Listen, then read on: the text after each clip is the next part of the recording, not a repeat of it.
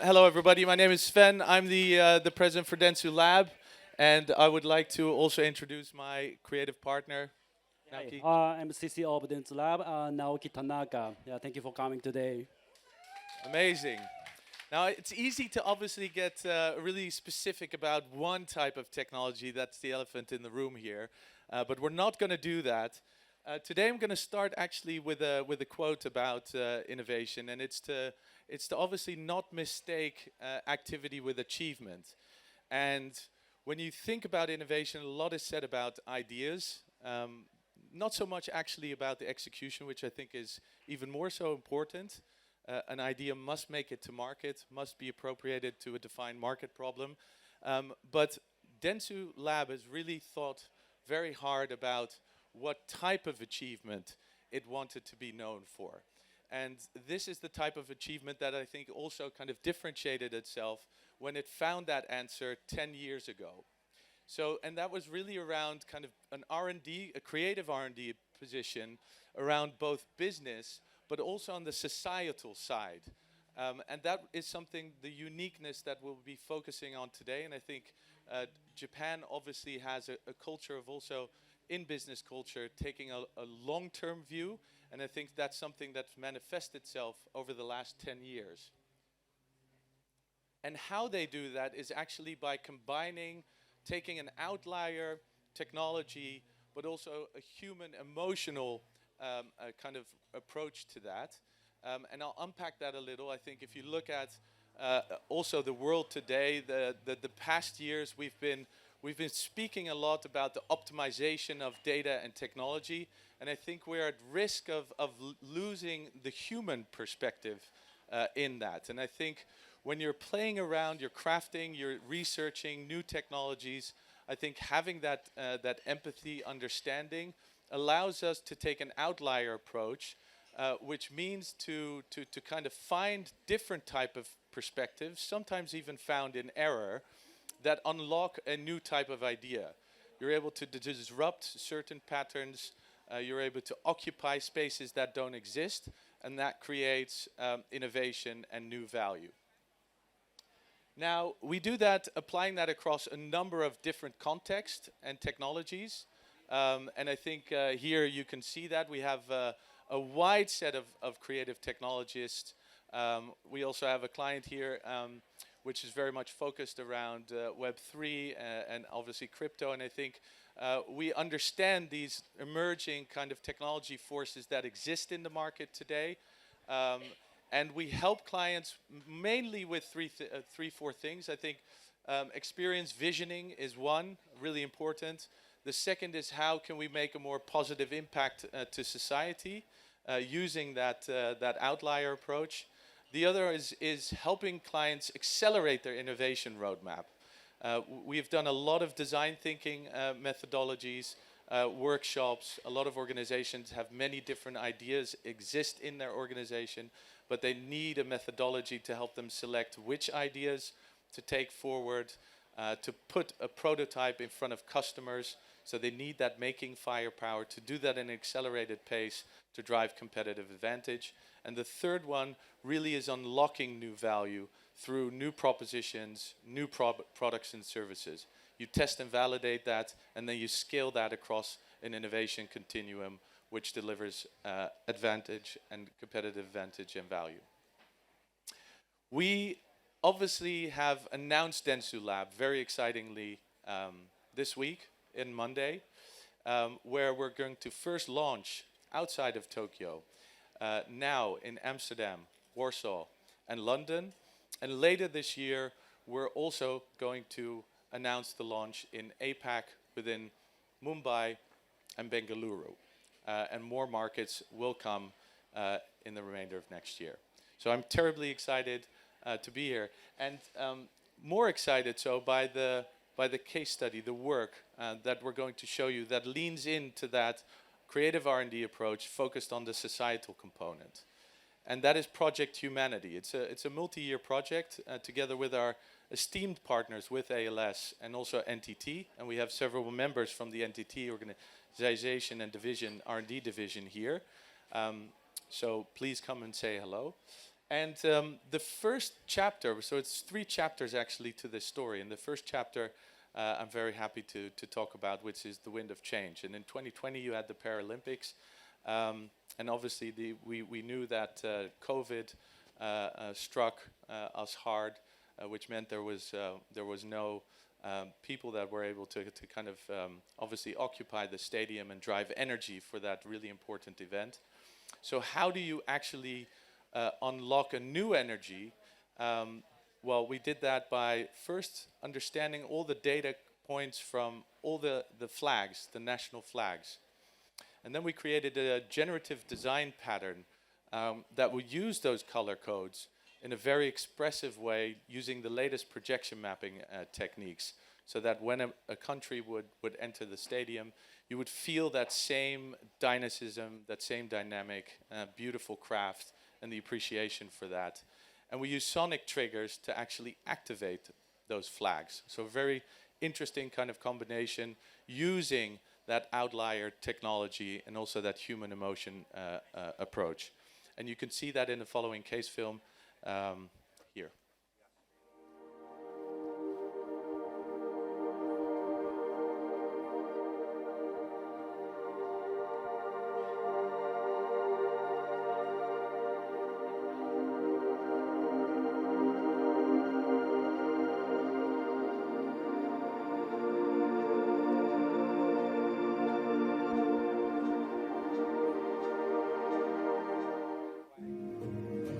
Data was combined in wind simulations to generate graphics to provide a unique display for all the 163 competing nations. The colors and arrangement of colors that make up the national flags were used to create the color of the wind. The melodies from the athletes' national anthems produce the movement for the wind. And the parameters for change in weight, movement, and texture were all generated by analyzing the tone, rhythm, and tempo of the respective national anthems with machine learning.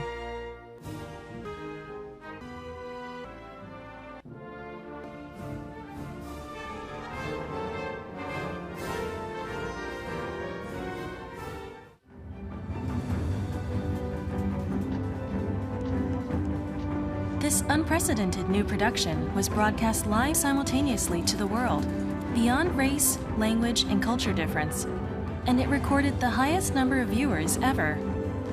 Various anxieties and negative opinions surrounding Tokyo 2020 were blown away by this performance, and it has united the hearts of the world.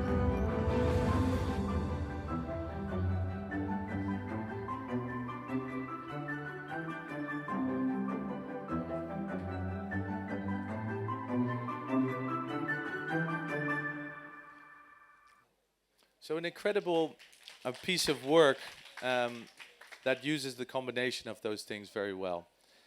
I think what this allowed us to do in the many years that we've been working with athletes, para-athletes, and also performers, is that we see this such an interesting dimension to kind of imagination, but also to these new type of creativities that exist within these communities, and they're so incredible that it has opened up a lot of opportunity for us. And I think at that kind of 2020 Paralympics, this is also where Naoki met Masa. So I'm going to hand over to Naoki to talk about that very important relationship and also how that's kind of developed the work kind of going forward.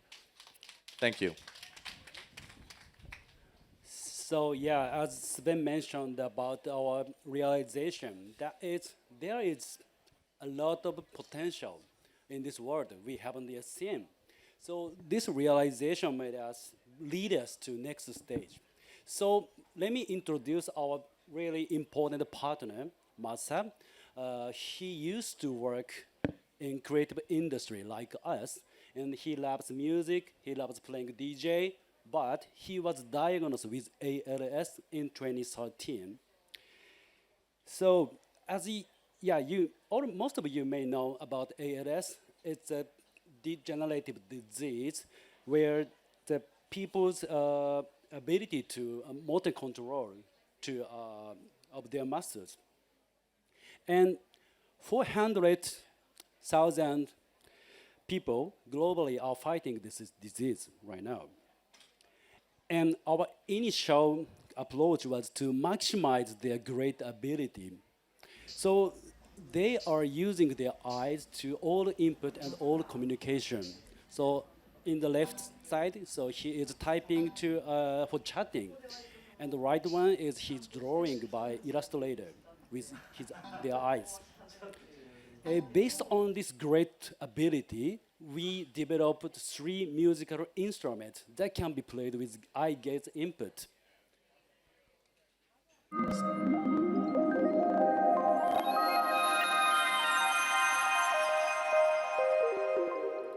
This is called IXY pad. So we programmed the sound and the effect in each XY coordinates. And this maximizes their great ability to the way move freely and create original sounds, really unique sound like this. And 2 years ago, we held a world first live performance with 2 ALS musicians at Palais. And yes, please, watch this video.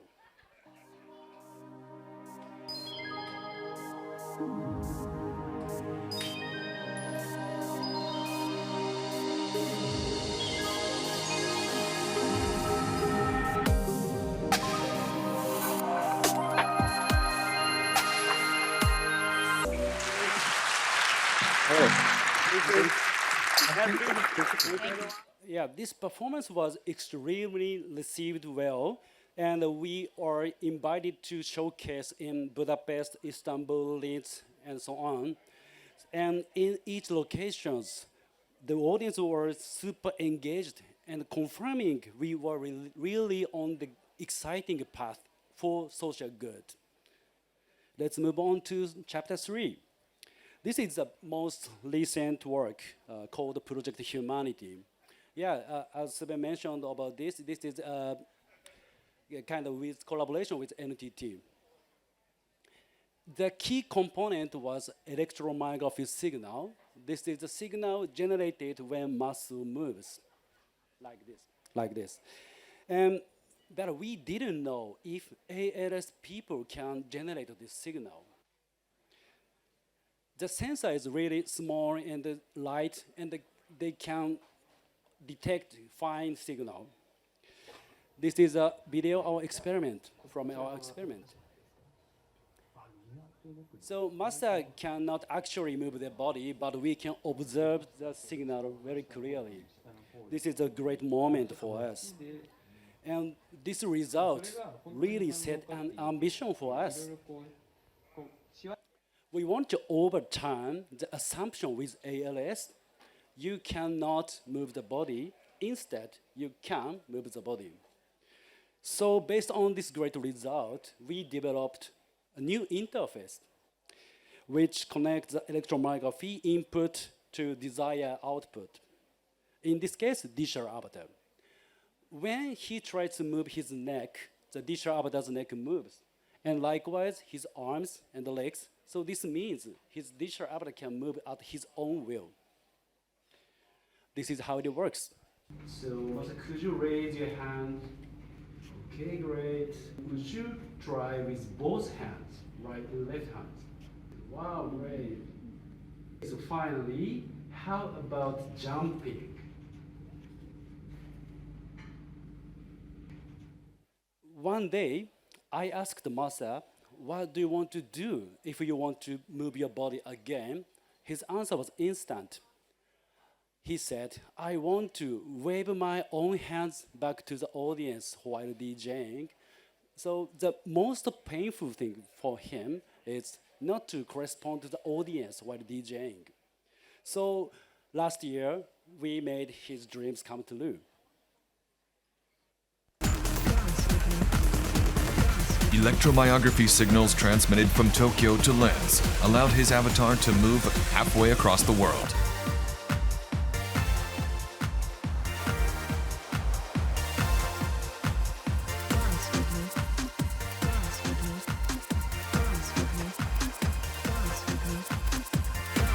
I'm so excited that my body has expanded and I feel like I've regained my physical freedom once again.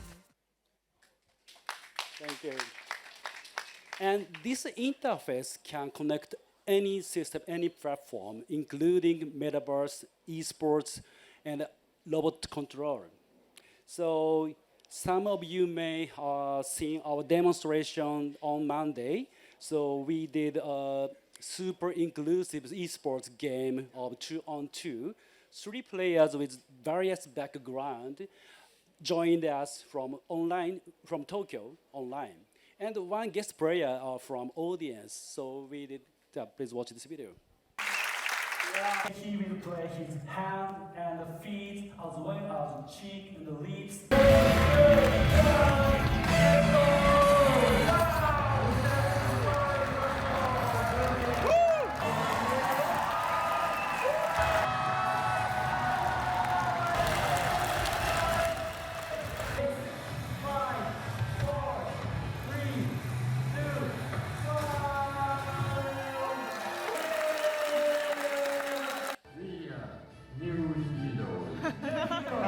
So excited to get to play with my new friends.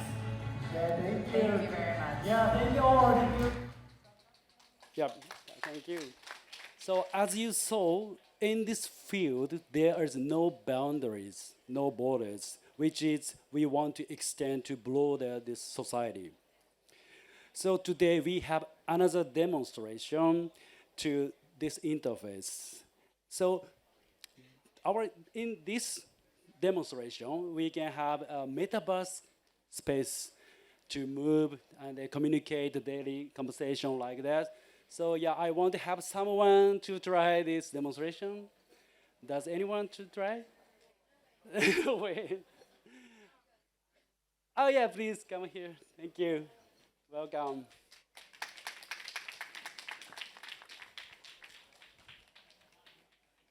Thank you so much. So,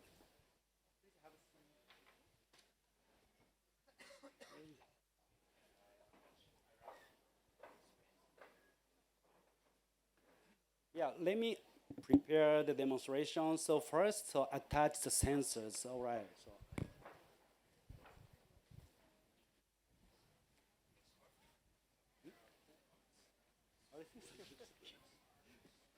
Okay, I have.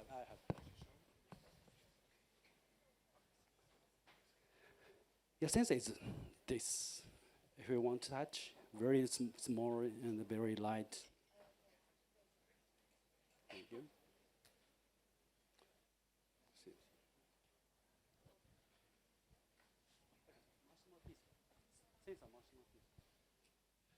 Right, thank you. So, can I have a name? Moshope. Yes. Moshope. Thank you.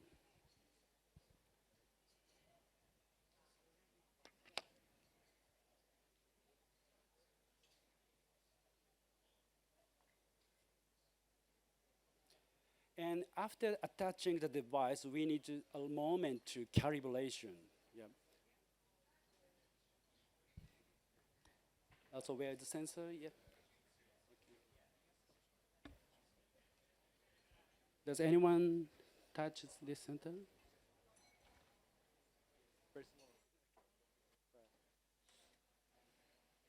Yeah. Let me have a time.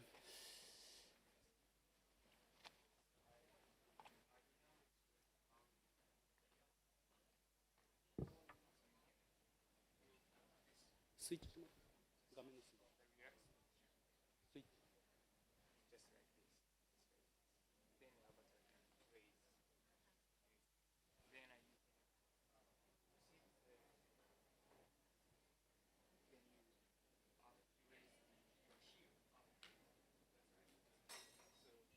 Okay, this is, yeah, let's make sure she can control this avatar.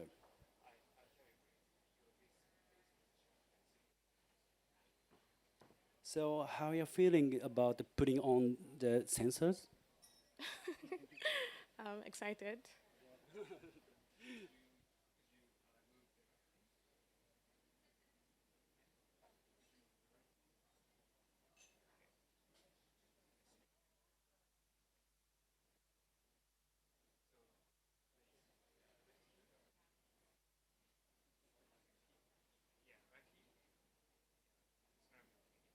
Okay. Okay, so let me make sure you can control this avatar. So can you raise your right hand? Right hand. Yeah, how about both hand. Wow. And how about jumping? Both leg. Ooh, cool. Thank you. Yeah, you can totally control this avatar. So let's move on to the metaverse world. Let's move on another world. Yeah. I don't know where is this, but it's kind of a future world. So yeah, you can work.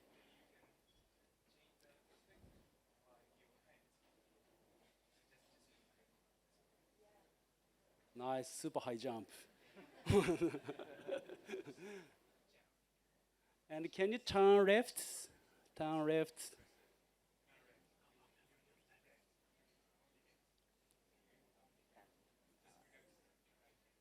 Okay, go straight and yeah. Well done. Yeah, good. So you can see the people. Like, let's say hello to the people.